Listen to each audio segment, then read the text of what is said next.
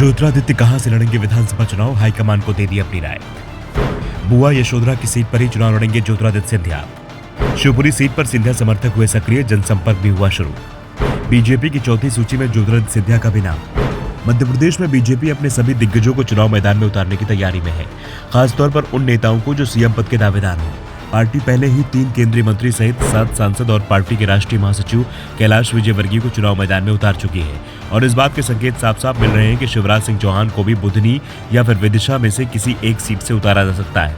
वैसे शिवराज विदिशा से चुनाव लड़ने की संभावनाएं सबसे ज्यादा बताई जा रही हैं, लेकिन चौथी सूची में जो नाम लोगों को सबसे ज्यादा चौंका सकता है वो है ज्योतिरादित्य सिंधिया का।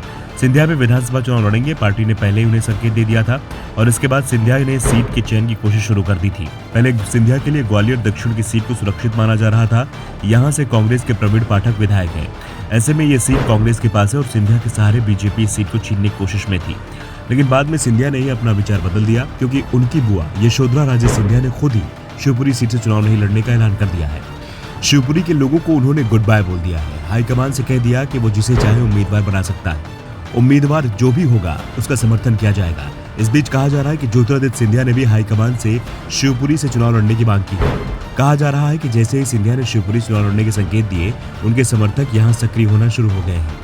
लोगों ने जनसंपर्क भी शुरू कर दिया है क्योंकि ये कहा जा रहा है कि ज्योतिरादित्य को अगर बीजेपी शिवपुरी सीट से उम्मीदवार भी बना देती है तो भी वो यहाँ चुनाव प्रचार में ज्यादा समय नहीं दे पाएंगे। सिंधिया के 2 दर्जन से ज्यादा समर्थकों को बीजेपी टिकट दे रही है। ऐसे में सिंधिया के पास चुनाव प्रचार का भी जिम्मा होगा। पार्टी पहले ही नरेंद्र तोमर को चुनाव मैदान में उतार चुकी है, जिनके पास ग्वालियर चंबल में पहले पार्टी के प्रचार का जिम्मा रहता था। नरेंद्र तोमर दिमनी सीट से चुनाव लड़ रहे हैं। ऐसे में उन्हें अपने क्षेत्र में ही प्रचार करने के लिए कुछ समय देना पड़ सकता है।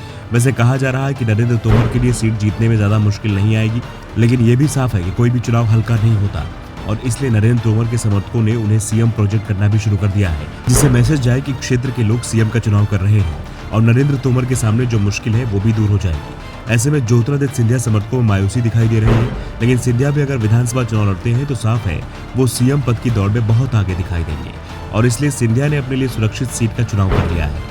वो शिवपुरी से विधानसभा चुनाव लड़ने की तैयारी कर चुके हैं।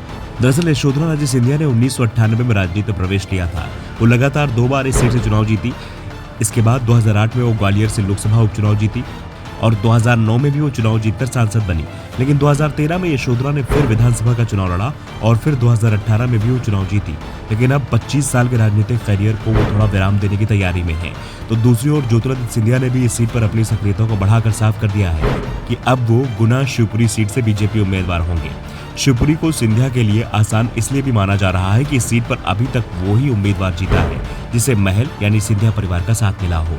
ब्यूरो रिपोर्ट, द नव दर्पण न्यूज।